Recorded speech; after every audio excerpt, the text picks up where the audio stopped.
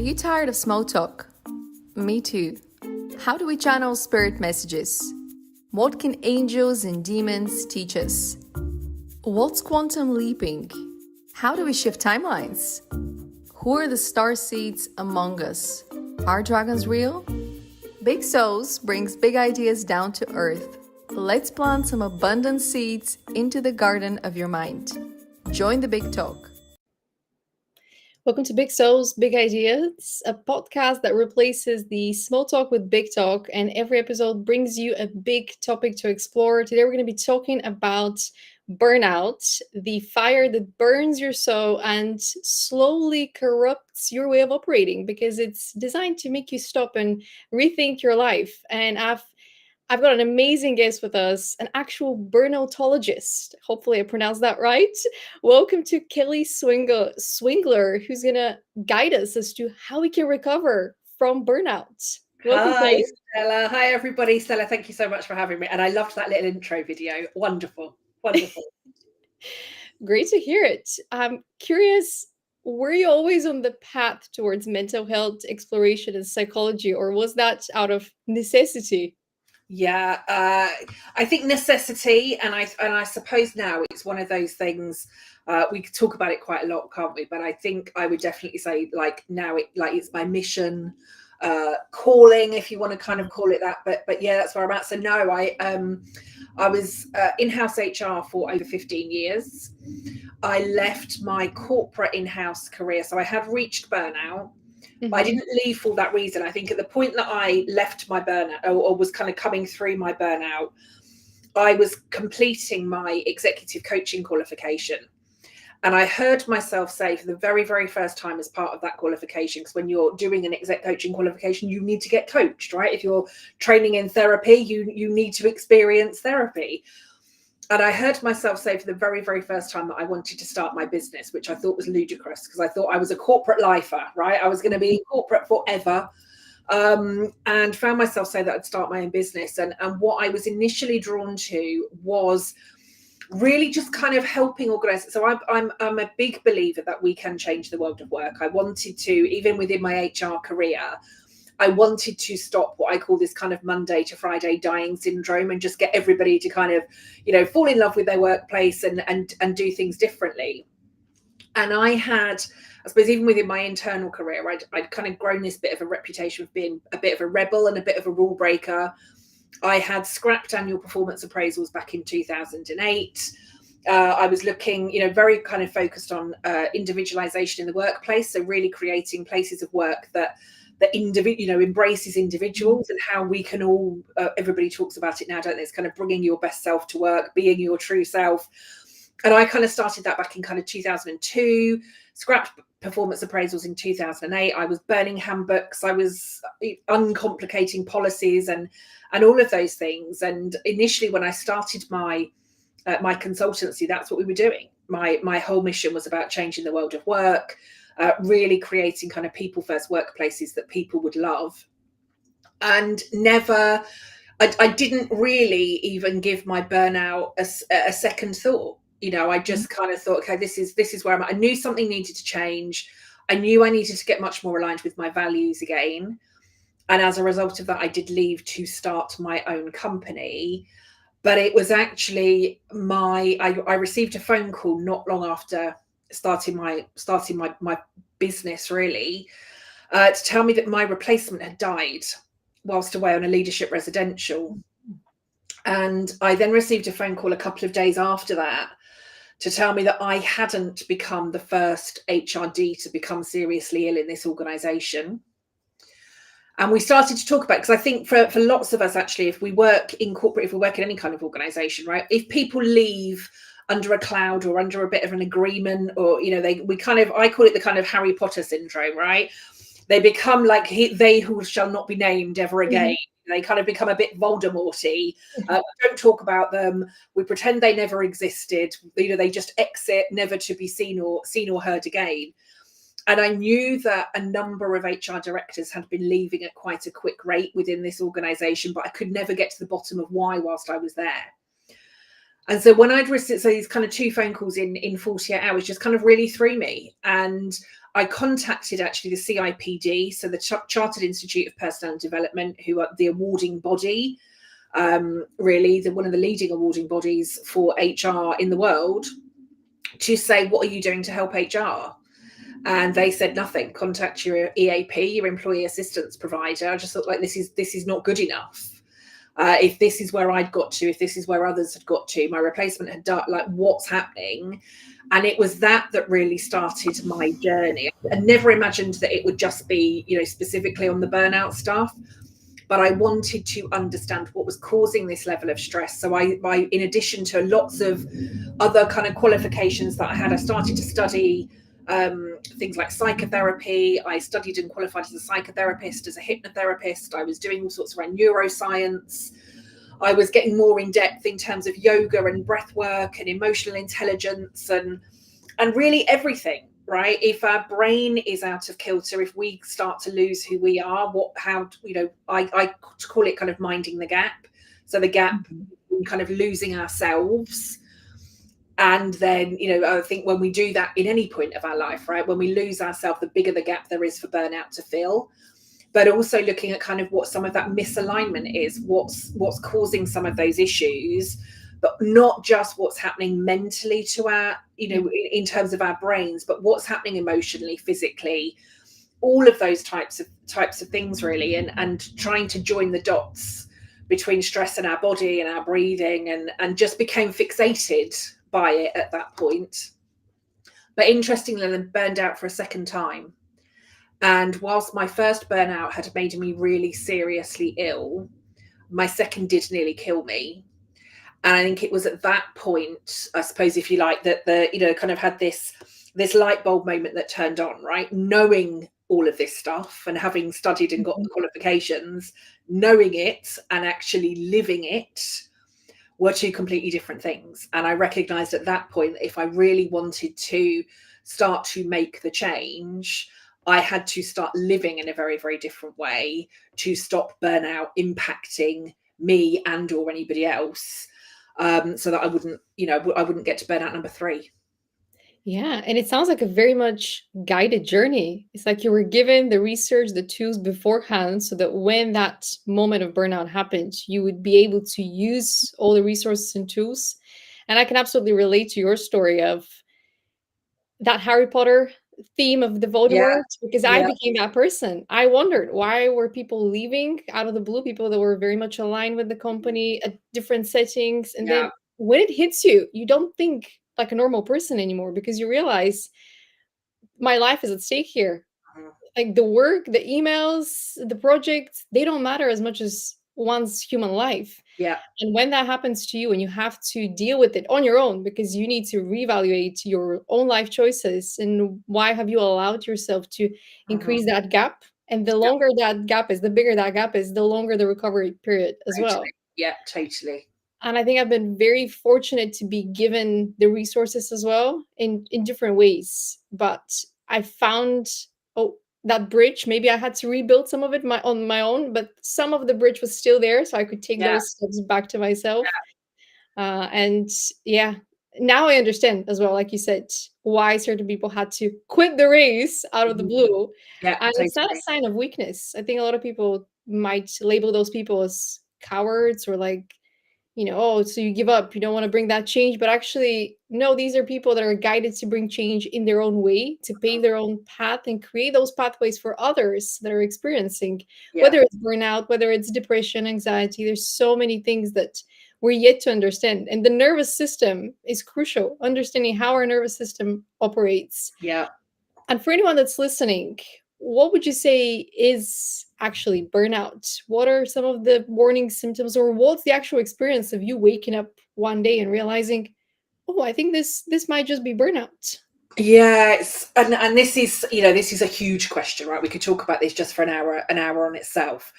The World Health Organization defined burnout as this workplace phenomenon. So they in 2019 they said it was a workplace phenomenon and really kind of called it this syndrome. So they said it was a workplace phenomenon, it was a syndrome, but they did mention that it was chronic workplace stress. And I think if we kind of take that, I think the words that we need to look at are chronic stress. As a result of the World Health Organization definition in 2019, there were some psychologists that then, I suppose, wanted to challenge that definition, right? They didn't believe that burnout was just something that could impact us at work. So in 2020, as part of a lot of research that they had been doing, they created what's known as the Burnout Assessment Tool, so the BAT. We can just Google Burnout Assessment Tool, you can Google, and they created a number of kind of different assessment tools to really say burnout is, if you're not working, you might be tired, lots of kind of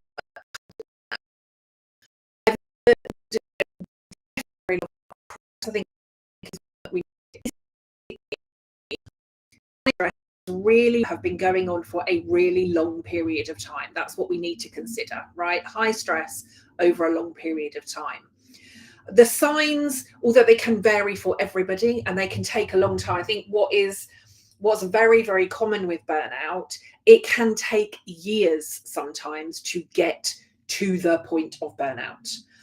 And as you said, right, the length of recovery. So it can take years to recover from. How long has it been bubbling along for? And again, there's many of us, all of my CEOs, I think, when I was in corporate, used to use that kind of boiling frog analogy, right? You put the frog in boiling water, and the frog will jump straight back out again. But actually, if you put the pot in cold water and allow it to slowly boil, the frog just kind of gets used to the temperature. And no frogs were harmed in the making of this podcast. But I think it is that kind of thing, because even now, I mean, the physical signs of burnout, so I'll kind of come to some of the kind of signs and symptoms in a moment, but the physical symptoms of burnout for me literally stopped me in my tracks. There had been signs for a really, really long time, but it still then took 7 months for me to get any kind of diagnosis to say what was going on there. Even with those physical symptoms and everything that was going on for me during that time, I would still say, and even if you asked me now, I can say to you, hand on heart, I would still say that I was not stressed at that point. Mm-hmm. I could still say to you, wasn't feeling the stress, wasn't experiencing the stress, didn't think there was an issue. But I think that's because I had normalized it so much. Yeah. And when I now kind of think back to everything that I was doing at that point and everything that I was feeling, and almost the kind of level of urgency with everything, not being able to slow down, not being able to switch off, being fearful of taking a break, being ill every time I took a holiday, almost literally kind of crashing at weekends, unless I was kind of on the go, but that was it. I was either on or off. I was either going at 200 miles an hour or I was unable to get out of bed in the morning. There was no middle ground. And so I could still say to you right here, right now, 10 and a bit years later, 11 and a bit years later, I could still sit here and say to you, it wasn't stressed. Yeah. Stress wasn't the issue. But actually, the knowing part of me was there was nothing more that you could have given, right? There was no higher that you could have gone. Mm-hmm. There was nothing else that you had in the tank to give. But the part of me that was like, no, it wasn't. And I think that's the danger sign of burnout. So I think one of the things to notice, and I mentioned it very briefly there, is if the thought of taking a break scares you, that could be a really, really obvious sign that you are at burnout. Because and when I say it scares you, it's this overwhelming feeling. But if I take a break, everything will crumble around me. If I take an afternoon off, everything's going to go wrong. If I'm not working 16 hours a day, the email's going to come in and tell me that I've missed something. I'm going to get fired. I'm going to get sacked. I'm going to be in a disciplinary. The next phone call is somebody telling me that, I've lost my job. If it's that level of overwhelm and panic, even before we start talking about all the kind of mental, emotional, physical symptoms, if the thought of taking any time off, slowing down, taking a break, even taking a lunch break, if that terrifies you, I would say you need to do some exploration, because I would say that you could be on the brink of burnout. And that's a very powerful statement that you said. At the time, even though there was stress, because you had normalized it, because you had increased that threshold for the stress, and Yeah. usually we do that with pain as well. That's why we stay in these relationships, Yeah. dynamics that are quite abusive, maybe. They're not fair to us, but we stay there because we can tolerate more and more of the pain. So at work, we tolerate more and more of the stress. And in some ways, what you're saying is, I could have handled even more, but your body couldn't. Yeah. It's like our mind, our consciousness is capable Yeah. of infinite amount of things at the same time, Totally. but our Yeah. body cannot handle all of that. And I think because we are so focused on planning, we stay at the level of the mind. We think, Yeah. how can I do this better? But we don't allow ourselves that space to feel. Because if we were to actually listen, even a daily check-in 5 minutes before you go to bed or when you wake up, Yeah. what's your energy today? Because there are days when you wake up and your energy is just low. Are you going to punish yourself for having low energy, or are you going to understand where have you ever done it? Whether Yeah. it's work, whether it's family, because it's not just work. That's the thing. We're forgetting that after school, after university, there's work, but there's also your family. There's Yeah. also your social circle. There's also your hobbies. You're allowed to continue to expand and find new things to be excited about, even encouraged. The Yeah. more you have interests, the better performer you're going to be at work, the more authentic and colorful and excited. But then we have the bills to pay. So there is that stress added from society and the economy. So it's a complex situation, I would say. And it's not just the fault of employers. It's not just the fault of employees. It's not just the fault of the economy. Mm. I would say even education has a role to play in this, because it has not prepared us to value all the right things, or prepare us to balance ourselves between logic and intuition, but also just basic habits. We don't understand the power of exercise. We have to team up with personal trainers after we reach that point of obesity or tiredness, whatever it is, for us to start that education, which is elemental things that we should know from school. How to Yeah, and again, I think some of that, I don't think we are ever truly allowed permission to explore who we are. Right? At what point do we really go into what are your values? What are your passions? What are your drivers? I think back to, I've been left school for a very long time now, but my youngest stepson is 13, and everything in school that, my youngest stepson has got exams this week. It's all about, it's all about the grades. It's all about the grades. It's all about the outcomes of those exams. It's all about, they're talking to him at 13 about the exams that he'll be taking when he's 16 and what's he going to do post 16. But nobody's having a conversation with him, the same as nobody had a conversation with me about who are you. And I do think some of that, and we can say some of it is society. We can there's again so many side conversations that we could have here, right, to talk about whether it's right or wrong, or what different views we have. But again, for a lot of us, this is the uniform that we wear. This is how we speak. This is how we behave.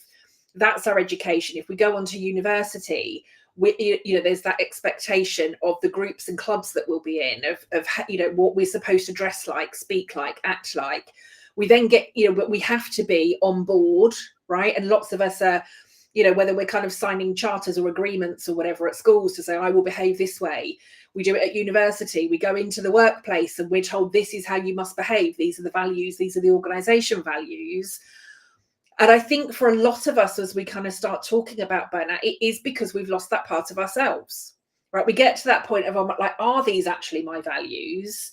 Or have I just been going from organization to organization to, right, who am I? Right? What do I want? What are my passions? What are my drivers? And I very much so, my parents will say I came out of the womb like it, but have literally always been a very high performing, overperforming, overachieving perfectionist. Right? That's what I want. If I could turn anything into a competition, it didn't have, not necessarily a competition with anybody else, but a competition with myself. If I got 9 out of 10 last time, I had to get 10 out of 10.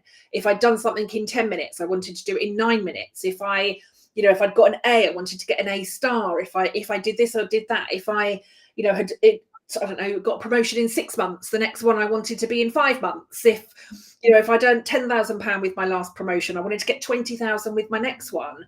Every single thing became this promotion, because we are told that success looks a certain way. We are told that success is what we should be striving for.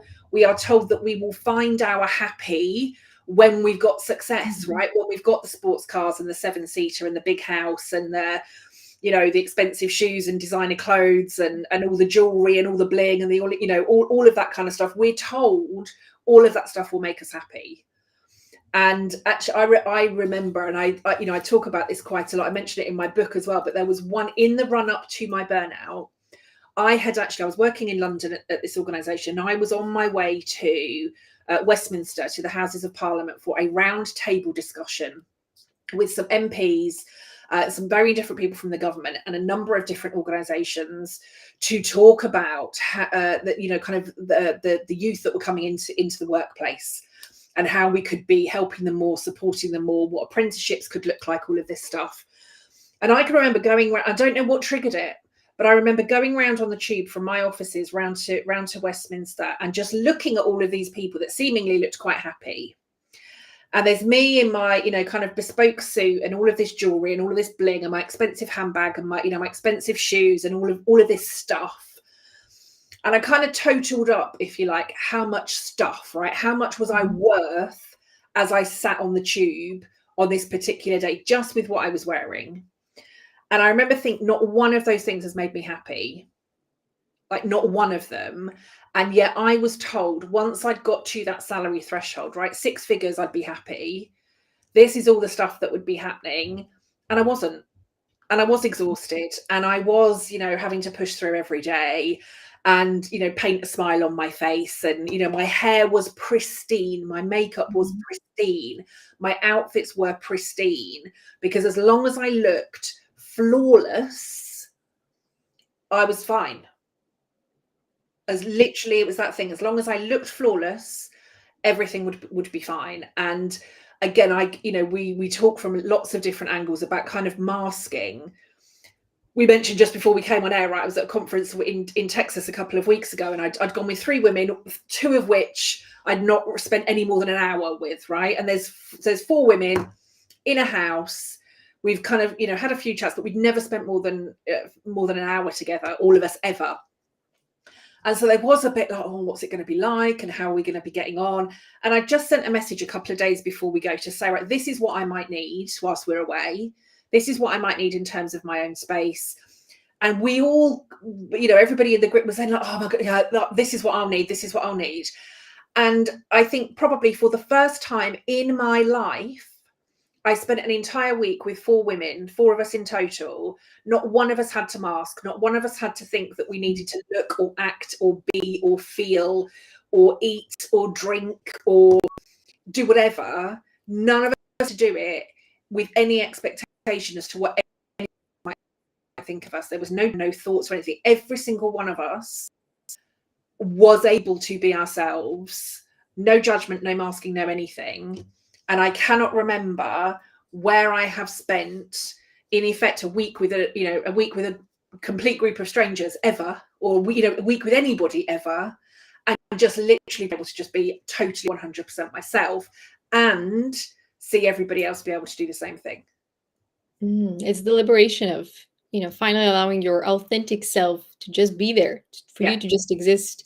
Yeah. What you described about having that perfect hair, perfect makeup, perfect outfit, I've been there, and I realized that it was armor that was allowing me to continue to perform without having to answer judgments and without having to face all those projections. But I also realized that because I was who I was, I would always have that projected onto me, the insecurities of others, because I had spent enough time to know who I am. Yeah. So regardless of whatever I was wearing, I would still face some judgment. It's just that by looking the part perfectly, I would face it at a lower degree so that I would not have to waste any time defending myself or explaining myself. But ultimately, that still is heavy, wearing that armor and having to be perfect every single day, even if it's not perfect, just that you cover the boxes. Okay, now I've done the hair, I've done the makeup, And it is exhausting because you need to keep up with it as well. And then people start to build expectations. But I remember thinking, if I was to wear a plastic bag versus an outfit, my value as a human being is not going to change because my soul, who I am on the inside, has not changed. It's just the outside appearance. But most people haven't really developed that spiritual side where they're able to go and meet people and have conversations with them and actually get to know their soul. They're interested in, well, what's your job title? Well, how much are you earning? And those kind of conversations were actually what pushed me towards declaring to the world, I'm done with the small talk. And actually, when I did that, I was able to have bigger conversations with everyday people that I did not even think they were capable of that. And I think in some ways, they did not know they were capable of that. And I think because we were so much lied to from society what success looks like, when we show up as the ambitious disruptors that are, there to ask the big questions, I think people actually start to be more curious about what is possible for them beyond those masks and those filters. Yeah, They begin this whole journey of self-discovery, which unfortunately, the more you get to know yourself and you find yourself into those false structures, the higher your chances for you to go through that dark night of the soul. Sometimes that with the burnout might happen at the same time, which happened in my case. But I'm curious, how can we help people help other people? So for anyone that's listening, how can we spot burnout among family members, friends, and colleagues? How can we approach those people when we see that they're taking more than they should or more than they're capable to handle and help them? Yeah. Firstly, what I'll start with this one is, please never, ever, we'll come on to the science in a moment, but please never, ever, ever say to anybody, hey, I think you're at burnout. It's a bit like, hey, Stella, you look like you're exhausted. I think you're on the way to burnout, right? We're not doing that. And the reason that we're not going to do that and have those conversations with people is kind of twofold. Because of the nature that burnout has on our brain. So the nature of our brain, basically, from a neuroscience perspective, we move, the higher our stress levels and the longer it goes on for. We move from the intellectual part of our brain. So that's, the part that is creative, will come up with solutions, all of those things. We move from the intellectual part of our brain into the primitive part of our brain. And the primitive part of our brain is by nature primitive and designed to keep us alive and safe and all of those things. So it's where you'll find things like the chemical reactions. So all of our kind of stress reactions are in that primitive part of our brain. Our fight, flight, and freeze response is in that part of our brain. And so too are all of our previous patterns and behaviors, right? So if we think of that as our kind of hard drive, or a cloud database, every single action and behavior is stored within that. And that primitive part is not innovative, right? It can't innovate, it can't be creative, it can't do any of those things. It's literally just designed to keep us safe. And the analogy that I kind of use in that one, if we think back to, kind of primitive man, primitive woman, right? Caveman, cavewoman times. If we were on red alert, right, out hunting to try and, come back and feed our tribe, feed our village, feed our community. If we had come across a tribe of wild animals, at the point that we saw those animals, we wouldn't have then thought, do you know what, they're over there. Let's sit down, right? Let's have a picnic. Let's have a little bit of a chat. Let's have a beer. Let's just, kind of chill in the sunshine. We wouldn't have done that. We would have stayed on red alert because actually, if the animals spot us, we might then be the prey, right? We can't then go and feed our tribe.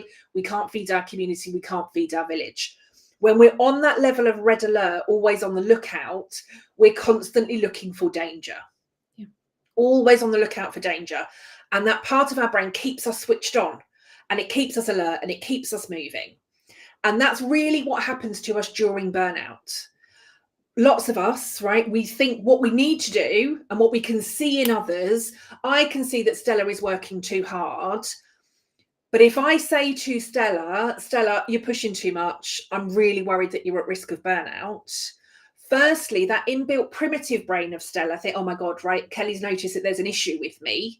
Not she's noticed that I'm at burnout and is, as out of kind of love or care or compassion or anything, like not because I'm worried for her welfare, but Stella hears there's danger. And if she's, maybe she's spotted that I'm failing, Maybe she's noticed that I'm not able to do everything. Maybe she's noticed that I'm not as perfect as I thought I was. Maybe she's going to fire me, tell on me, do all of these things. So that's the first thing. And when we're in that state, what our inbuilt kind of safety mechanism wants to do is then get us to push harder. Because if we see danger, it wants us to push harder. And of course, what happens if we push harder at burnout? Our burnout can be even more severe. It can take us even longer to recover. The impact can take even longer. So I always talk about breadcrumbing. And that might be, hey, Stella, I saw this really amazing podcast yesterday that you might be really interested in. Oh, I've just read this article. I'm seeing loads of stuff about this thing called burnout at the moment. Have you ever read any of it? I've just come across this book. I've just read this thing. I've just seen this. And start to do some of that breadcrumbing. Because what each of us needs to do when we get to that, when we're getting closer and closer to burnout, is we need to see it in ourselves. Again, I talk about kind of burnout being on a scale, kind of 0 to 10, 10 being burnout, and kind of 0 to 6-ish, almost kind of being in our normal everyday stress, right? So stress increases, it may decrease, it may increase, it may decrease. But the kind of danger zone around burnout really is kind of 7, 8, 9, or 10. And it's at that point really where things like everyday stress reduction, you know, if you're going to tell me to go and meditate whilst I'm at a 7 and an 8, it's not happening. If you're going to go and tell me to do some yoga at a 7 or an 8, it's not happening.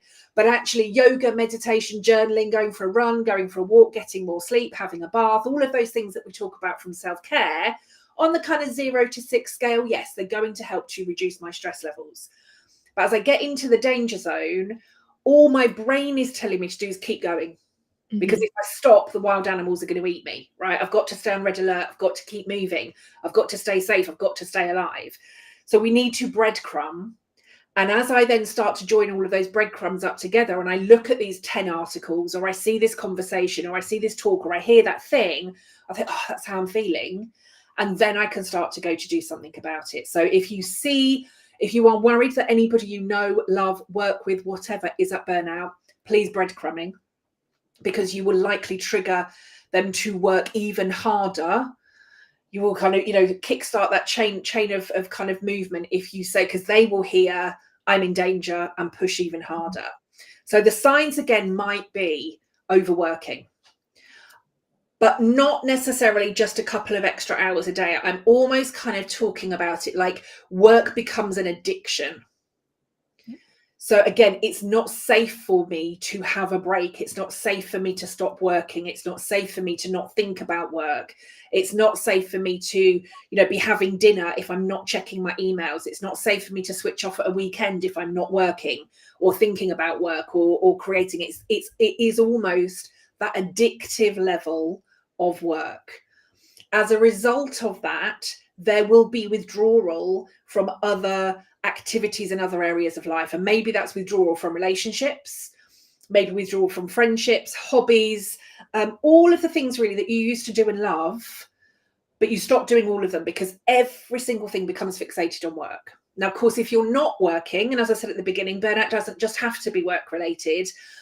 So it can be like that fixation and addiction on a thing, right? Maybe it is the cleanliness of your house. Maybe it is the care or well-being of your children. Maybe it is a hobby. Maybe it's health. Maybe it's something, but it is almost to that point of being obsessive and addictive to the point that there is not room for anything else in your life. Absolutely nothing. That could be a sign. Then some of the other signs might be constant headaches, digestive issues, heart palpitations, anxiety, not really being able to communicate clearly because everything has got to come out of your mouth at kind of 10,000 miles an hour, right? Everything is urgent. Everything is kind of going from that perspective. Not being able to finish sentences, brain fog. I mean, there can be loads. And again, what I always say to people, the signs and symptoms that I've spoken about could be related to lots of other things. They could be thyroid issues. They could be depression. They could be anxiety. It could be menopausal. It could be hormone stuff. It could be heart related. There could be so many different things. And so again, if you or anyone you know is worried about a change, and you will know what's normal for you, right? Stella and I will have very different ideas of what our own normal is. if I am worried that my normal is being affected, I would say, you know, if you're at the point where you feel you need to go and speak to a medical professional, start with a medical professional. We can all do Dr. Google and end up diagnosing ourselves with 10,000 different conditions, which we have none, right? We've all been there. So if we need to start with GP, medical practitioner, doctor, maybe it's a holistic practitioner. I work with a kind of team of holistic practitioners now.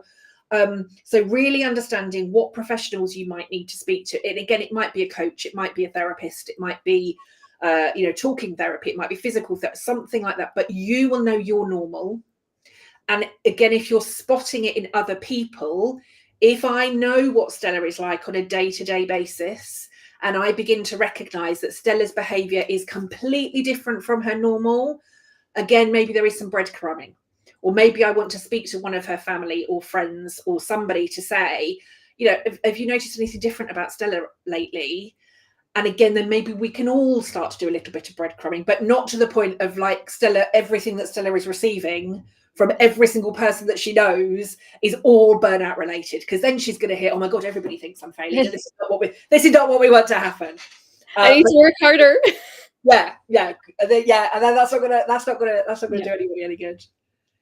I mean, it kind of sounds to me that burnout happens when we're at the point of expansion and we're trying to maintain control when there is more uncertainty.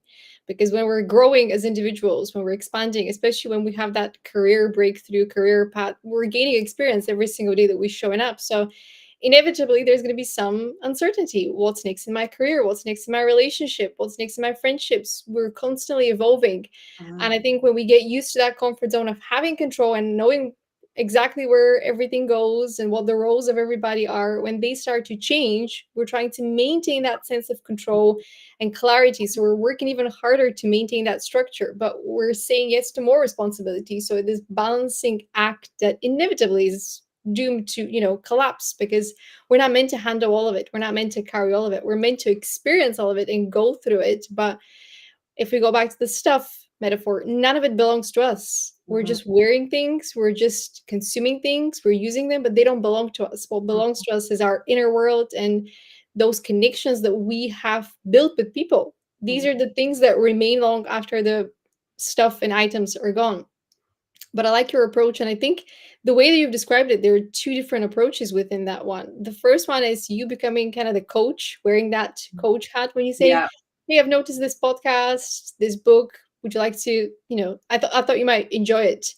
And the other one is actually being that friend and inviting people to join you on things that you want to go to, such as, I want to go to this conference, I want to go to this concert. Would you like to join me?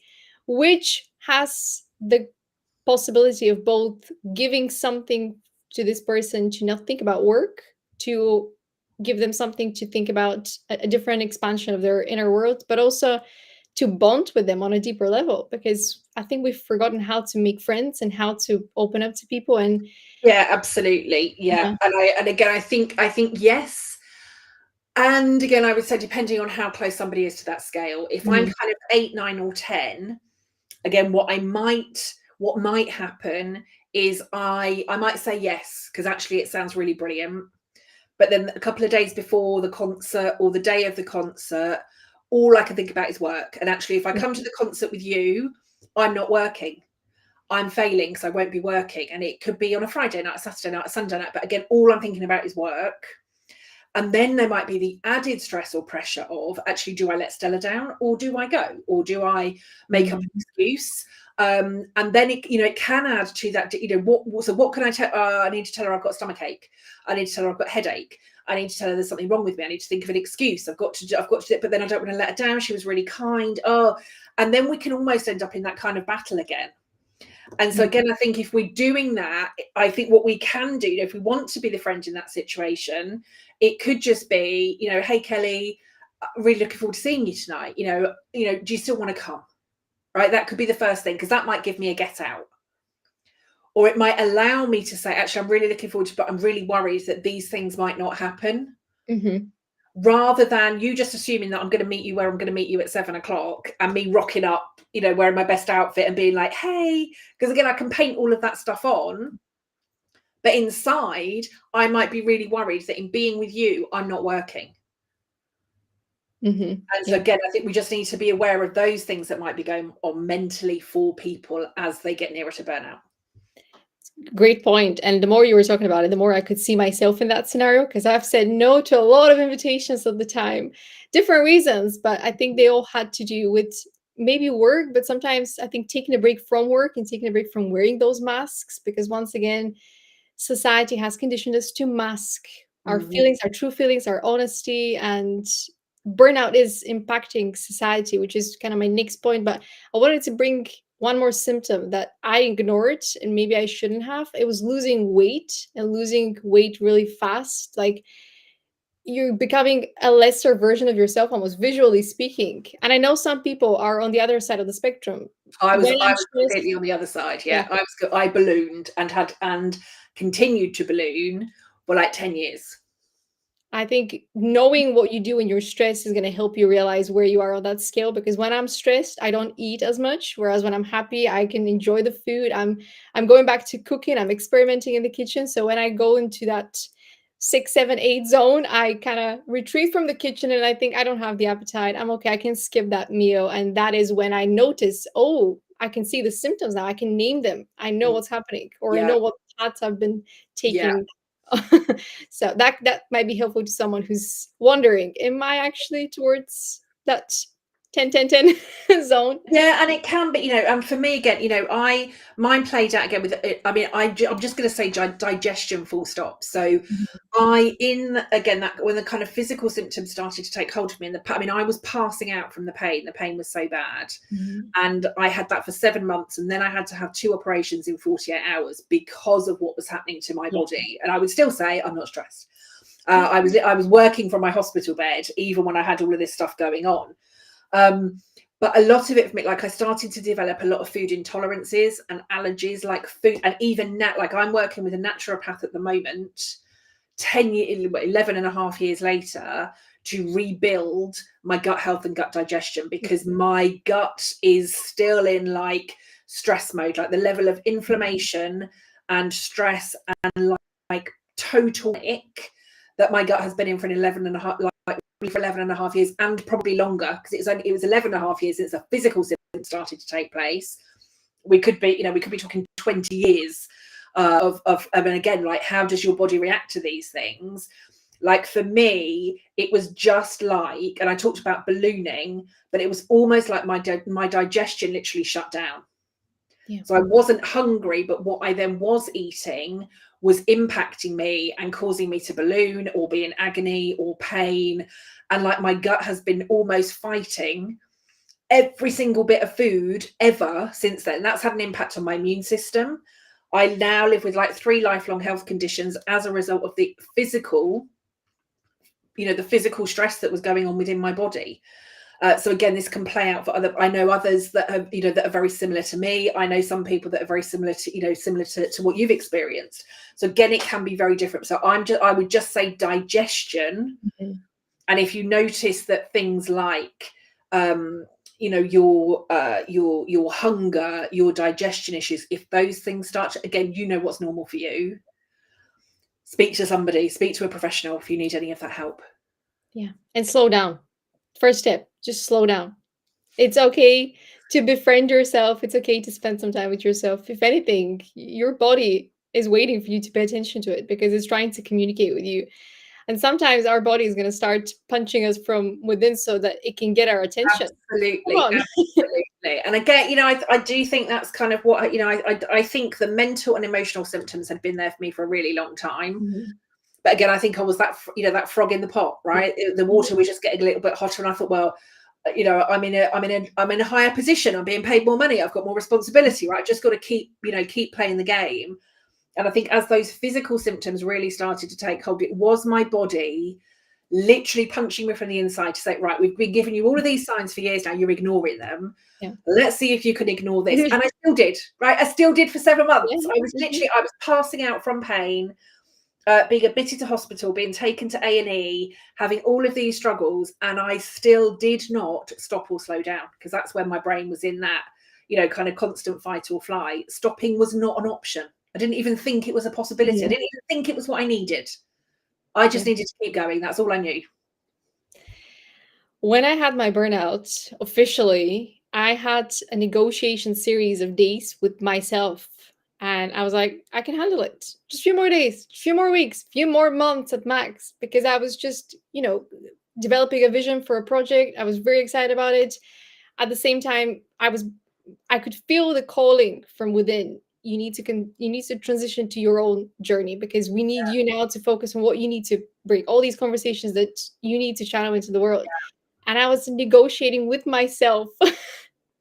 This is how stubborn we all do. And I spoke about last year a lot, from kind of September onwards, when I was speaking to, whether it was HR professionals, whether it was leaders, whether it was managers, but whoever I was kind of speaking to from September last year.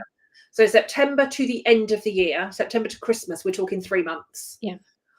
And from September, I had people saying to me, I've just got to get through to the end of the year. I've just got to get through to Christmas. And I'm like, if you think you've got, where are you digging deep to find another 3 months worth of energy, drive, motivation, masking? How are you, what impact would another 3 months of this have on you? But that's absolutely it. We think, and then we think Christmas is just going to solve it all. Or we think the summer holiday is going to solve it all. Or we think the end of the project will solve it all. Or the next promotion, or the house move, or we've just got to wait 5 years or 10 years for all the kids to move out and then we'll be fine, or we've just got to wait for this.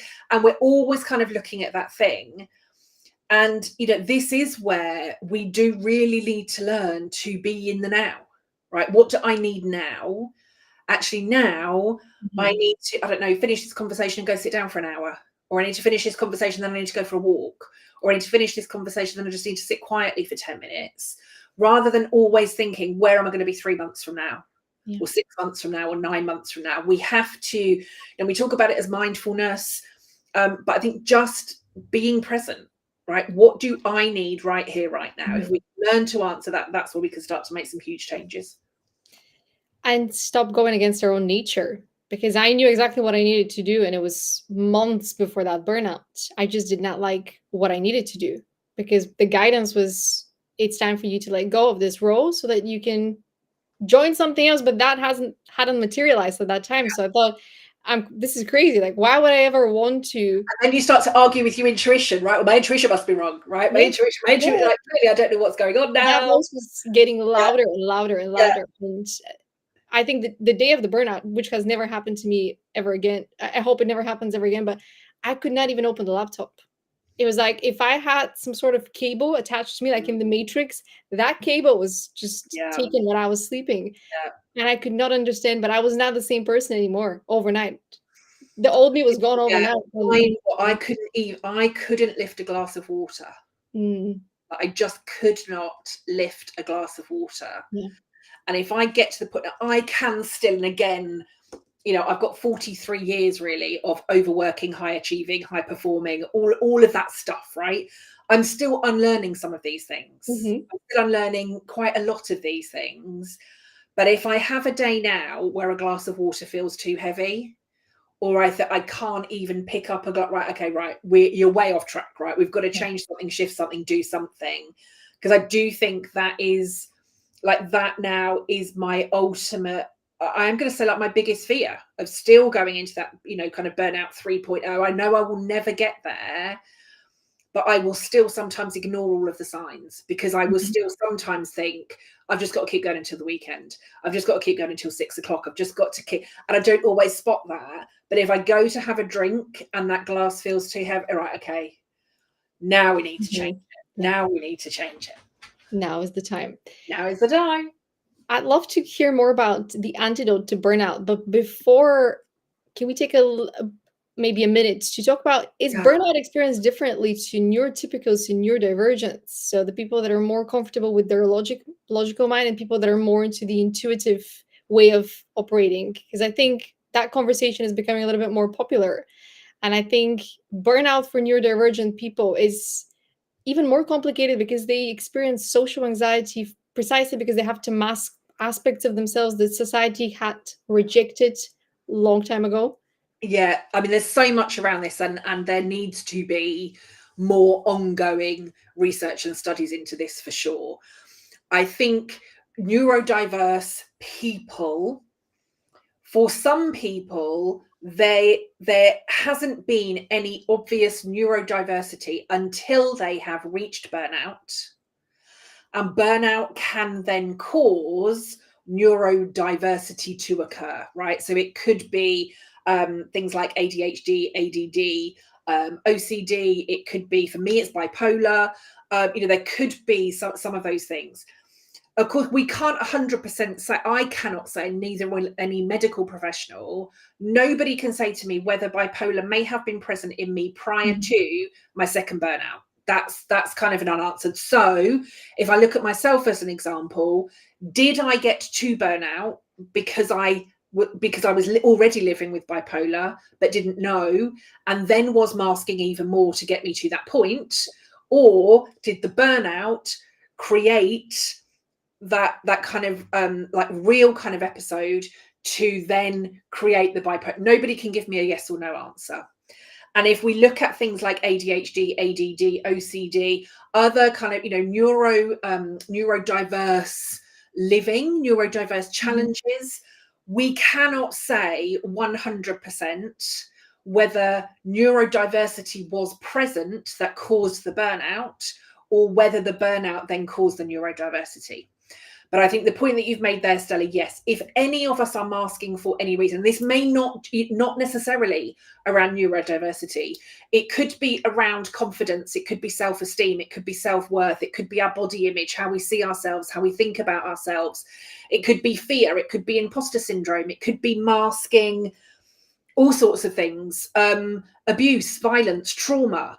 It could be any of those things. So I think for any of us, and this is a really wide umbrella, again, this could be a whole other episode on itself. Absolutely. But what I would say is, for any of us that feel the need to mask for any reason, yes, we are then more likely to be to reach burnout than people who do not feel the need to mask. And so that, I mean, we could be talking about 100% of the population, right? Maybe we all feel we need to mask at some point, but to what level are we feeling that we need to mask? And is that then causing burnout, or is the burnout causing some of those other issues? But I mean, burnout is growing. Burnout has been growing significantly since 2019. The burnout gender gap has more than doubled since 2020. It's rising at a really fast pace. There's not a sector or a group of people that are not being impacted by burnout, but masking for any reason whatsoever can absolutely contribute more to it. It's like wearing that armor, but you've added more pieces to mask even more of yourself. Yeah. Or the armor's just getting heavier. Yeah. And of course, the heavier that armor becomes, the more we've got to carry. And the more we've got to carry, the more we feel like we've got to mask. The more we're masking, the heavier the armor. So again, we're in that kind of perpetual cycle that just keeps going and going and going, either until we make a change or until burnout stops us in our tracks. Yeah, and I think this is a valid point, that maybe we always had certain neurodivergence in us, but we were such pros at masking that we were on a mission to fit in. And I think this is a theme that I've had with a lot of the episodes, especially when we talk about authenticity. Many of us grew up conditioned to fit in, or wanting to fit in, because somewhere we discovered that we were different, but we did not want to feel that shame or guilt for being different. So we were like, I'm told that different was trouble, right? If we were different, we were branded as troublemakers, or, we were the talkative ones, the noisy ones, the loud ones, the disruptive ones, whatever. And actually, we were the quiet ones in the corner, or whatever. But I think any of those things that were probably really visible as children, again, like we because it wasn't normal. Or it was different to, if you've got a class of 30 kids, if there's one there that's a bit more noisy or a bit more quiet, you stand out amongst the other 29, right? And then you're told you're not normal. You begin to believe you're not normal, and therefore you think you've got to be normal the same as everybody else. That takes a lot of energy. Yes, a lot of energy. And again, then as you kind of get into your teenage years, I mean, hormones have got a lot to answer for. but you then, add hormones into the mix and everything else that's going on as teenagers. Like, it's not a pretty cocktail. No. Really not a pretty cocktail. And if we are taking that into our adulthood, then yeah, it can cause even more issues. And I think if you grew up having to answer that question, what is wrong with you, whether in the classroom or at home, which I was a quiet kid, I was asked many times, what is wrong with you? Why are you so quiet? Yeah. I was always one of those peacekeepers, and that was just me. That is who I am. Yeah. Then there were the loud kids, and they're there to be loud. They're there to be the center of attention. So, we just have different personalities. But I think that question was embedded into my consciousness. So I tried to avoid it as much as I could until I could not care less about it anymore, because it was so heavy to just having to mask and pretend. And now I'm okay with that authenticity, which I think this conversation, can take us to another whole episode. But absolutely. As the final point, what would you say is the antidote to burnout, as someone who's dedicated her career path to helping people prevent burnout, but also recover from burnout for good?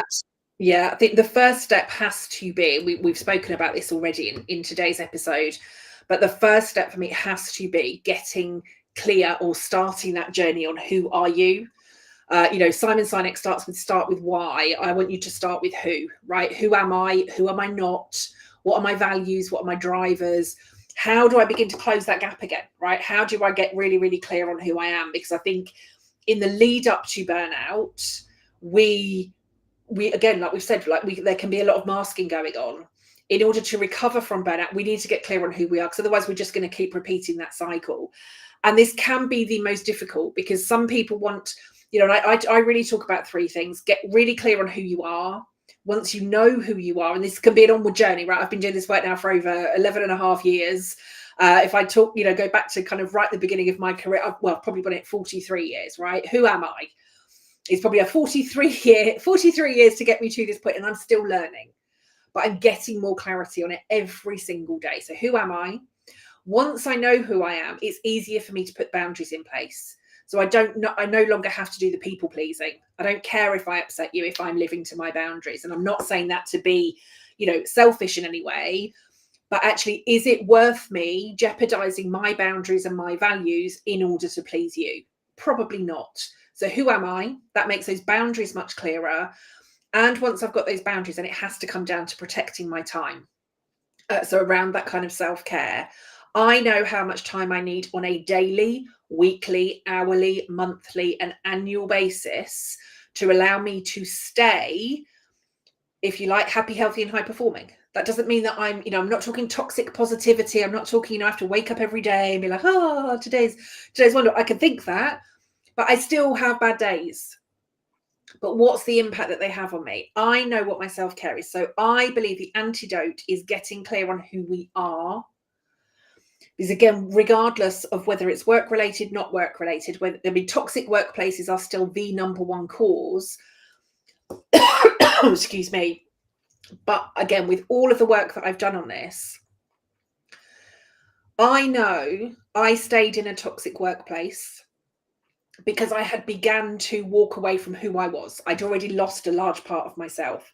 So I stayed thinking that I could change it, because as the stress had started to increase, I'd already kind of created this gap between, like, I call it here, but like my true gap between who I am and who I'm living at.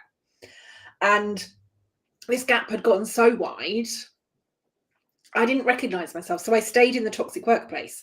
Whereas other people that I know who have really done the work and they know who they are, they don't stay in toxic workplaces because they know that they're worth more.